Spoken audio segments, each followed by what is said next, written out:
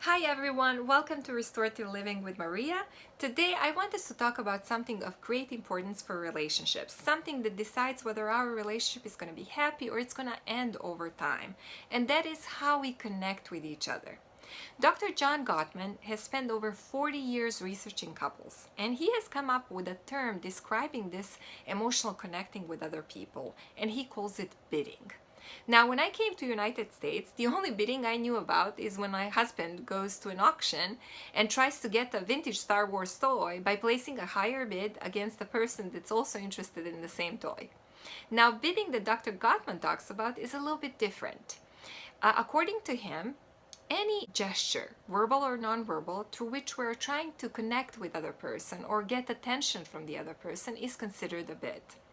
So if you remember in high school when you had a crush, but you couldn't get courage to talk to them, but during the recess you would just pass and smile at them, that was a bid.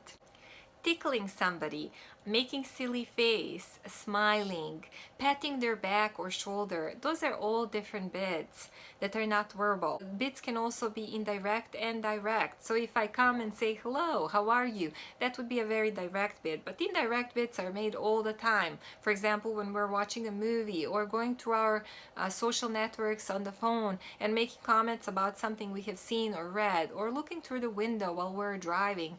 Those are all different bids, indirect bids. Or for example, just sighing where you're carrying heavy laundry basket, hoping that your partner will notice that you want some help. Now, Dr. Gottman has found that there's 3 ways in which we respond to other people's bids for connection and attention, and those are turning toward, turning away, and turning against.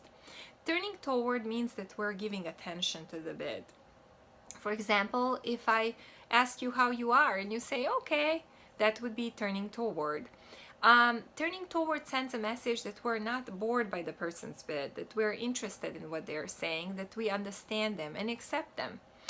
Turning toward can be expressed in different ways. It can be very passive, like nodding, saying okay, or mm-hmm, or more active turning toward, where you're asking more questions about what the person is saying and giving more attention to that bid. Now, turning away means that we are not really acknowledging the bid by either staying silent or introducing a completely new bid.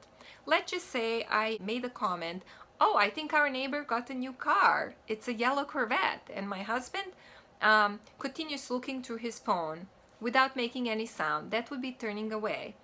If I made a comment about the neighbor's car and my husband says, did you see my glasses? I don't know where I placed them.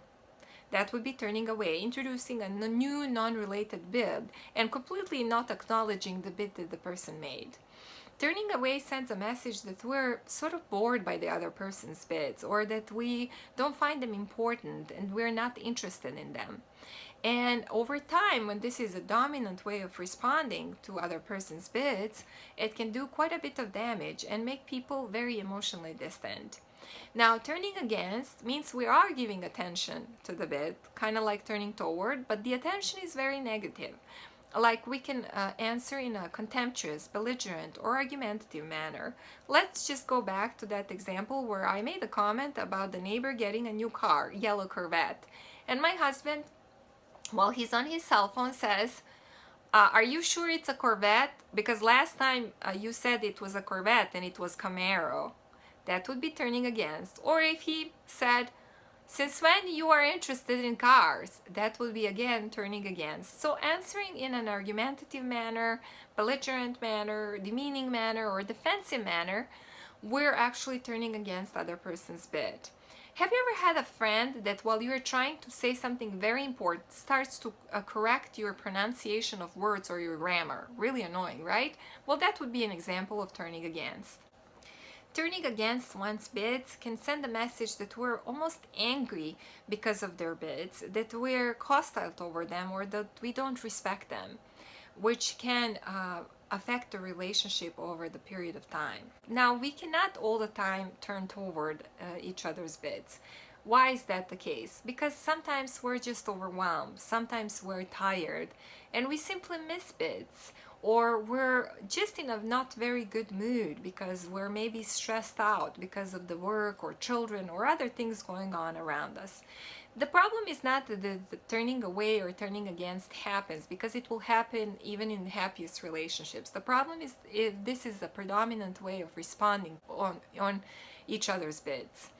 Now, there was a gender difference that was found. For example, it was found that women, when they turn away, they usually do it because they are upset at the partner, while men, when they turn away, they do it mindlessly.